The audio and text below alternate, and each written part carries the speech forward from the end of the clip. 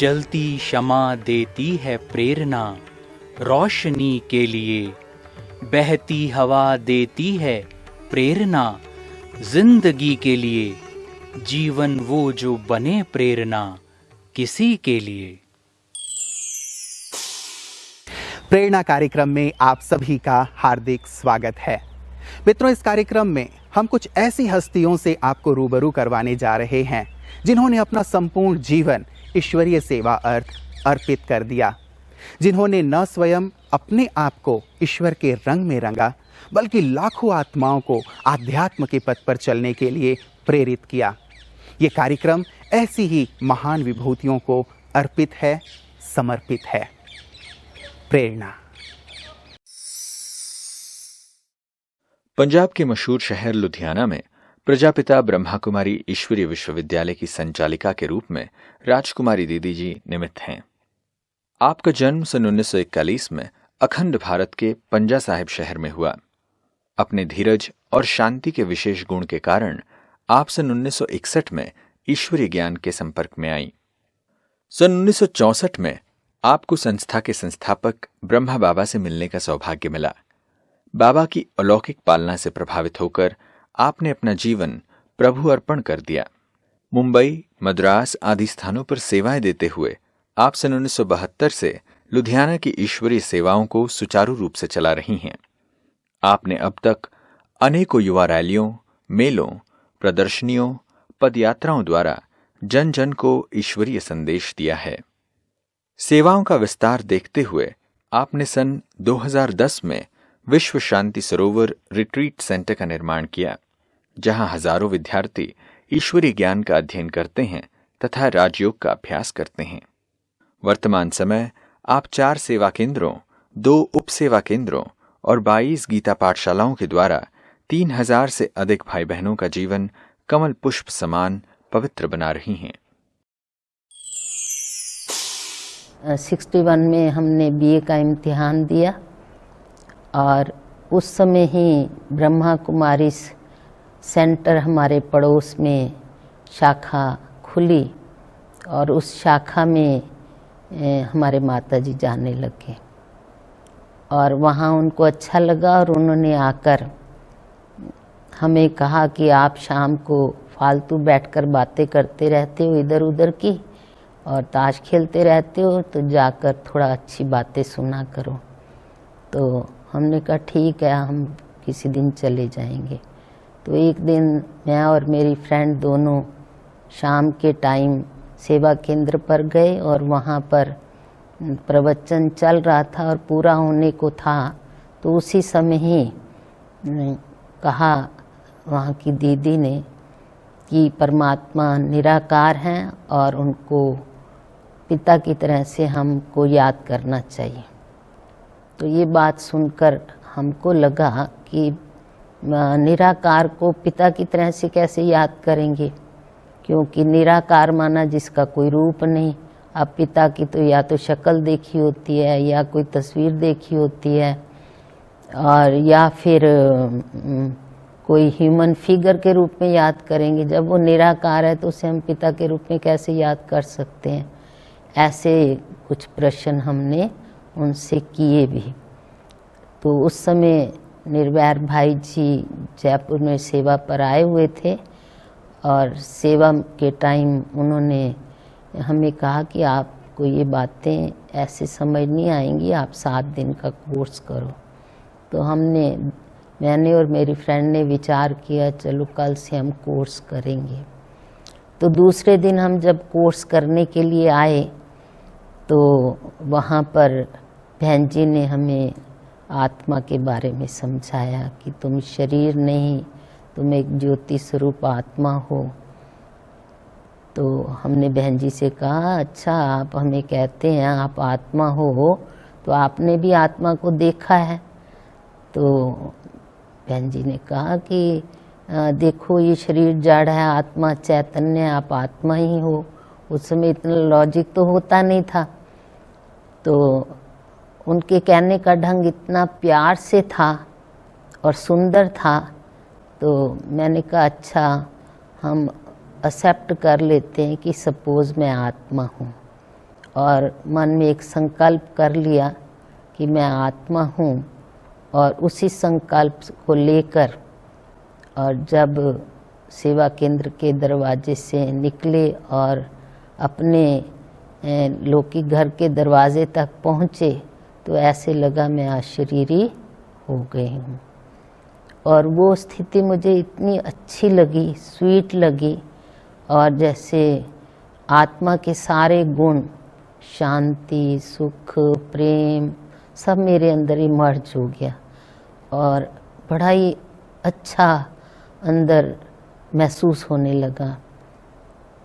और एक जो ऐसे फील हुआ कि ये एक ऐसा सिद्धांत है कि अगर ये सारी मनुष्य आत्माएं इस सिद्धांत को अपने जीवन में अपना लें तो सारी दुनिया की जो समस्याएं हैं, जो हम पढ़ते रहते हैं, सामाजिक, राजनैतिक, आर्थिक, सब समस्याएं समाप्त हो सकती हैं। दूसरे दिन हम खुशी खुशी से सेवा केंद्र पर गए और परमात्मा का परिचय मिला।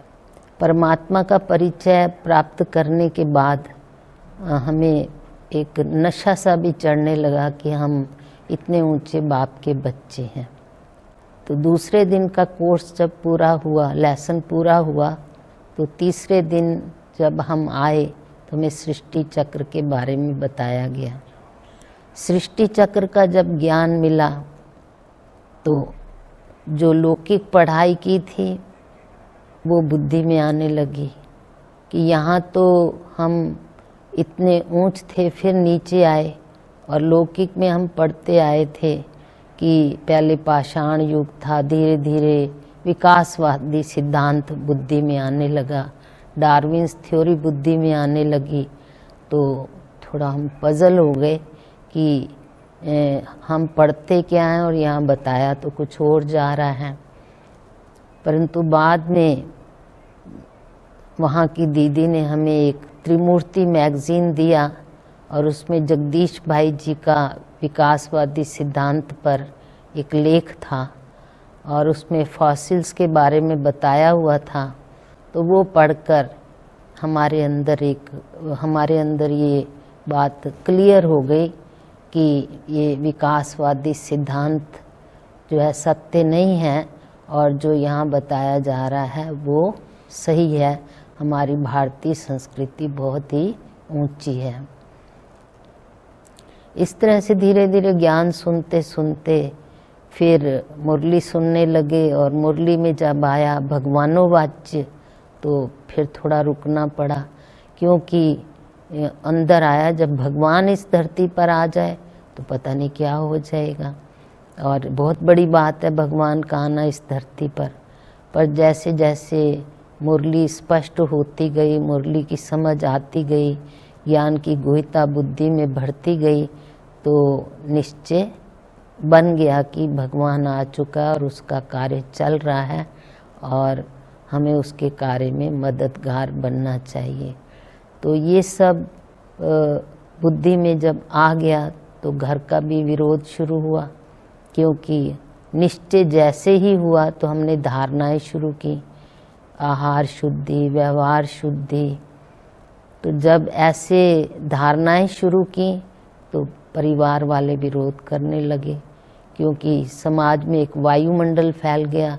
हमारे मदर को लोग कहने लगे आप की बच्ची ब्रह्मा कुमारी इसके जाती है तो शादी नहीं करेगी और घर छोड़कर चली जाएगी, आप उसको रोको।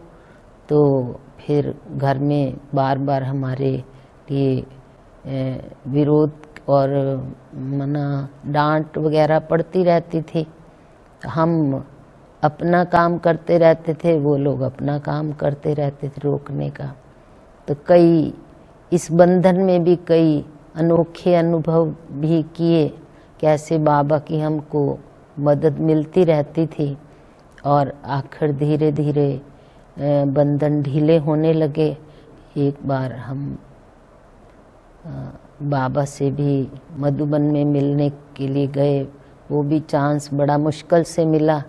पहले हम अटैची सेवा केंद्र पर रख के आए और घर में बिल्कुल तैयार हो गए और तैयार होने के बाद हमने, माता जी बाहर गई थी, नानी जी को कहा हम तीर्थ यात्रा पर जा रहे हैं। नानी जी ने कहा अच्छा। तो जैसे ही उन्होंने अच्छा कहा हम चली गई और सेंटर पर, और सेंटर से फिर गाड़ी में मधुबन की ओर रवाना हो गए हम पार्टी के साथ।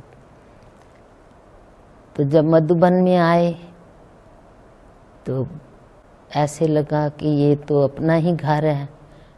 तो समय समय पर मधुबन में बाबा से प्यार मिलता रहा। बाबा के साथ इंडिविजुअल, व्यक्तिगत रूप से बाबा के कमरे में बाबा के साथ भोजन करने का भी सुअवसर मिला और बाबा के साथ अंगुली पकड़कर सैर करने का भी मौका मिला और बैडमिंटन खेला बाबा के साथ।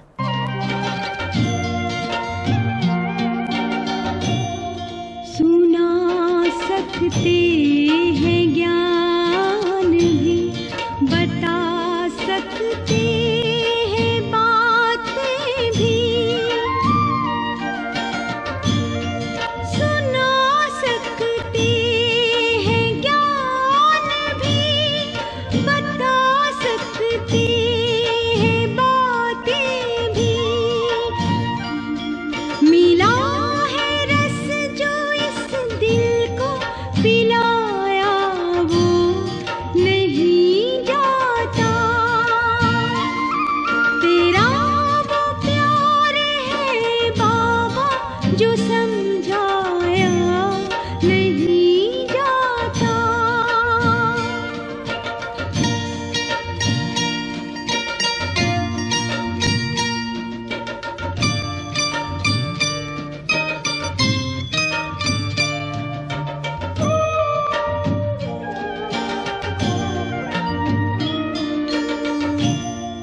कोई पूछे अगर मुझसे बाबा का प्यार कैसा है, कोई पूछे अगर मुझसे बाबा का प्यार कैसा है, कहूँगी करके देख लो, दिखाया वो नहीं जाता। तेरा वो प्यार है बाबा जो समझाया नहीं जाता।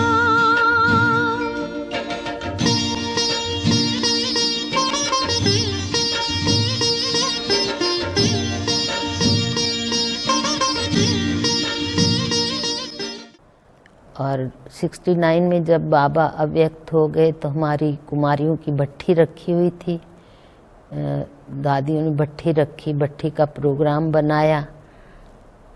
तो उस समय अव्यक्त बाबा ने भट्ठी का उद्घाटन करना था। तो सब कुमारियां लाइन में बैठने लगी। तो सबको ये था कि हम आगे आगे बैठे, बाबा की गद्दी के सामने बैठे। तो हमको भी था, हम भी गद्दी के सामने बैठे, तो हम भी बीच बीच में घुसने लगी। इतने में बड़ी दीदी जी आ गए और बड़ी दीदी जी ने मुझे एक लाइन के एक किनारे में बिठा दिया। और जैसे ही बाबा का आगमन हुआ तो सबसे पहले बाबा ने मेरे पर दृष्टि डाली और दृष्टि देकर मुझे बुलाया और बुलाकर मस्तक पर विक्ट्री का तिलक लगाया और वरदान दिया कि उम्मीदवार फूल हो। तो समय समय पर बाबा के इस वरदान ने मुझे कार्य में बहुत हिम्मत भी दी, मदद भी की कि बाबा ने मेरे से उम्मीदें रखी हैं तो मुझे बाबा के कार्य में हर तरह से सहयोगी रहकर आगे कार्य करना है, रुकना नहीं है, चलते ही रहना है, चाहे कितनी भी रुकावटें आएँ, कोई भी बात हो। तो मुझे बाबा का वो वरदान समय समय पर मदद करता रहा हर क्षेत्र में। दीदी जी से मैं माउंट आबू में सबसे पहले जब पहली बार गई तो मिली, और जब दीदी को मैं जानती नहीं थी कि ये बड़े दीदी जी हैं, तो जैसे मैं उनसे मिली तो उनकी दृष्टि मेरे पर पड़ी और मेरी दृष्टि उनसे मिली, तो 2 घड़ी हम एक दूसरे को देखते ही रहे और ऐसे लगा कि इनके साथ मेरा कई जन्मों का रिश्ता है। तो इतना अपनापन उनसे मेरे को अनुभव हुआ। और फिर उसके पश्चात तो मैं दीदी से बहुत फ्रैंक हो गई और जो भी दिल की बात होती थी सीधी दीदी को खुल के मैं कह देती थी। तो दीदी भी बड़े लॉजिकल ढंग से हर बात करती थी और सुनती भी थी और उसका निर्णय भी अच्छी तरह से दीदी देती थी। तो दीदी के अव्यक्त होने के बाद मैं दादी जी के संपर्क में आई, तो दादी जी ने मुझे बहुत प्यार दिया। वो हमेशा मुझे राजी कहकर पुकारती थी और मैंने भी देखा दादी जी की बहुत विशेषताएं कि कैसे दादी जी संगठन बनाने में कैसे अपना, दादी जी के अंदर संगठन बनाने की बहुत योग्यता थी और संगठित रूप से कार्य कराने की बहुत कला थी। जब दादी जी ने अव्यक्त होना था उससे 1 साल पहले 2 साल पहले दादी जी ने बहुत प्यार से कहा कि 3 राज को बुलाकर आज भोजन कराना है। तो अमृतसर वाले राज बहन जी, जलंधर वाले राज बहन जी और मुझे उस दिन चांस मिला दादी जी के साथ भोजन करने का और बहुत प्यार दिया दादी जी ने उस समय भी।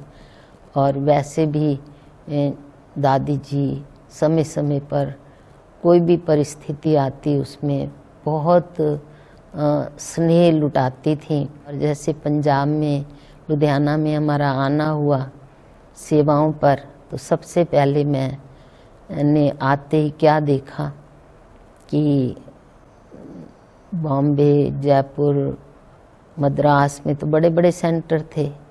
यहाँ आई तो जैसे ही हमने गली में एंटर किया सेंटर जहाँ था, तो बहुत गंदी नालियाँ थीं जिनमें बदबू आ रही थी और गेट खोला तो अंदर चूने की दीवारें थी, चूँकि बहुत पुरानी बिल्डिंग थी। और सेंटर के पीछे दीवार के साथ लगते ही रेलवे लाइनें थी। तो सारा कुछ देखकर फिर हमने एक दीदी जी को एक बड़ा रमणीक पत्र लिखा। उनको लिखा कि होमनहार देवताएं लुधियाना राजधानी में पहुंच गए हैं। और जैसे ही पहुँचे तो इत्र की खुशबुएं आने लगी और दरवाज़ा खोला तो दीवारें कदम चूमने लगी। और होमनहार देवताएं जब रात को सोए तो फूल बरसने लगे। और प्रातः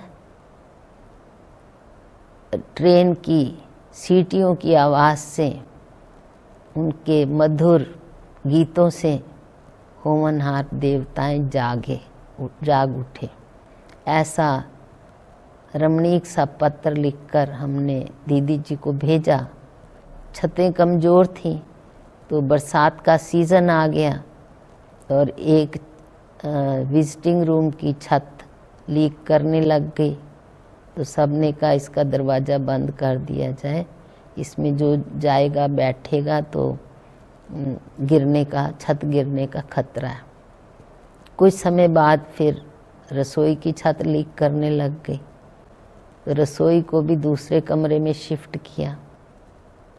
तो इस तरह से कुछ समय उस मकान में हमने व्यतीत किया और जल्दी फिर मकान शिफ्ट किया और सेवाओं को सुचारू रूप से चालू किया।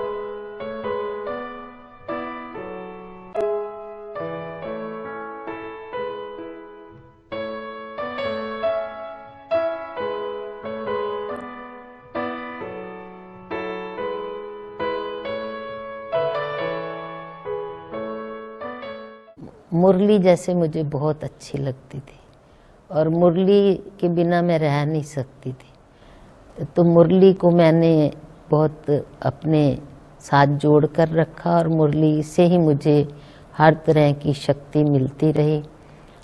दूसरा, मैंने अपनी दिनचर्या को भी जैसे बाबा ने कहा उस प्रमाण अपने जीवन में अपना कर रखा। और तीसरा ये भी मैंने अपने जीवन में ये अटेंशन रखा कि जो हमारे नियम मर्यादाएं हैं वो उसमें हम कायम रहें, और जितना हम अपने नियम मर्यादाएं जो बाबा ने दी हैं, जो दादियों ने हमें सिखाई हैं, उन पर अटल रहते हैं तो हमारी ये ज़िंदगी बहुत स्मूथ और खुशनुमा रहती है। और जितने भी विघ्न आते हैं वो अपने आप ख़त्म होते जाते हैं। और किसी भी व्यक्ति को हम आधार नहीं बनाते। जब हम केवल बाबा को ही सामने देखते हैं और बाबा को ही आधार बनाते हैं तो हम स्ट्रांग भी रहते हैं और हमारे कार्य में बाबा हमें बहुत मदद भी करते हैं। ऐसा हमने संगम युगी इस ब्राह्मण जीवन में शुरू से अनुभव किया है। एक शिव बाबा, दूसरा ना कोई। राज दीदी जी के साथ मैं बचपन से ही रही और इनमें अनेक विशेषताएं देखी। दीदी जी बहुत गंभीर भी और रमणीक भी रहे और बाबा में अटूट प्यार और अटूट निश्चय।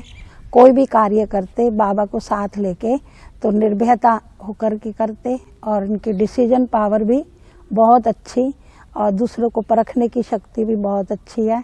गुणग्राही दृष्टि से दीदी सबको आगे बढ़ाते हुए आगे बढ़ते रहे और दीदी में आप समान बनाने की बहुत कला, मर्यादाओं में अटूट रहना और दूसरों को भी मर्यादाओं में चलाने की कला दीदी में बहुत देखी। दीदी के मन, वचन और कर्म में कंप्लीट प्योरिटी जब भी उनसे मिलते हैं तो उसकी भाषणा हमें महसूस होती है।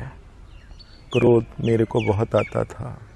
दुकान में मेरे को डॉन कहते थे, लेकिन इस भूत का मेरे पास कोई इलाज नहीं था। जैसे ही मैं इन चैतन्या देवी के पास आया, सफ़ेद वस्त्रों में इनका चेहरा, इनका ओहरा देखकर मैं इतना प्रभावित हुआ और उसके बाद जब ज्ञान सुना और इनकी एक एक विशेषताओं को मैंने फॉलो किया तो मेरे जीवन में जो चेंज आया है वो आज पूरा समाज भी, पूरा मेरा स्टाफ भी मेरे में वो झलक देखता है। ये एक चैतन्या देवी है जो कि हमारे को नरक से स्वर्ग की दिशा दे रही है और हमारे विकर्मों को सत्कर्मों में कन्वर्ट कर रही है। हमने जो दीदी जी के जीवन में देखा तो एक बाबा और बाबा का यज्ञ, जो भी आत्मा उनके नज़दीक आई, संपर्क में आई, हमने देखा दीदी उन्हें बाबा से जोड़ने का पूरा प्रयास करते और वो आत्मा जुड़ भी जाती।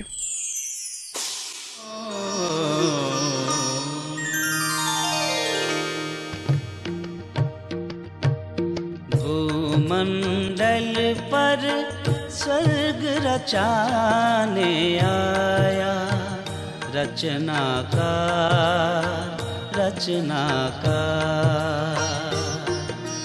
भूमंडल पर स्वर्ग रचाने आया, रचनाकार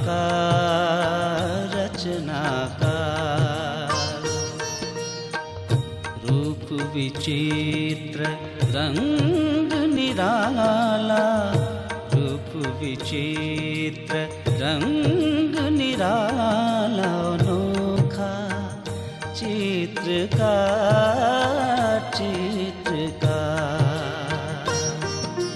भूमंडल पर स्वर्ग रचाने आया, रचनाकार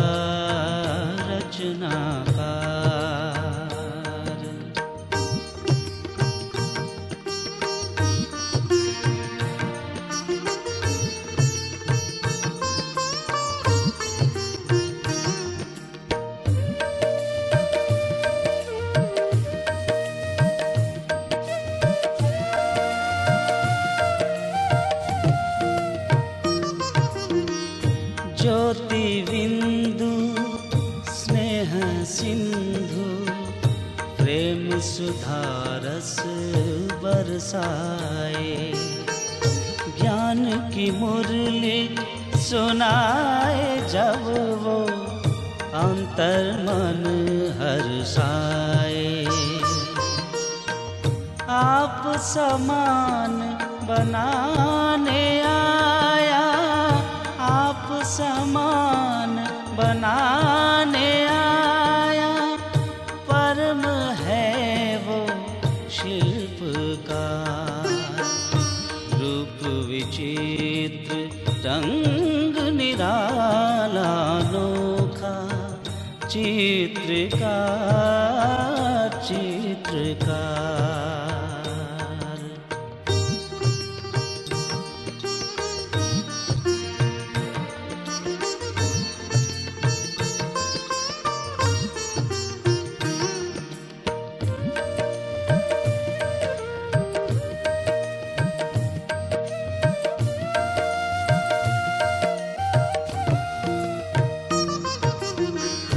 कल्प कल्प के संगम युग में, परिवर्तन की वेला में, उपकार किया है रूहों पर, महामिलन की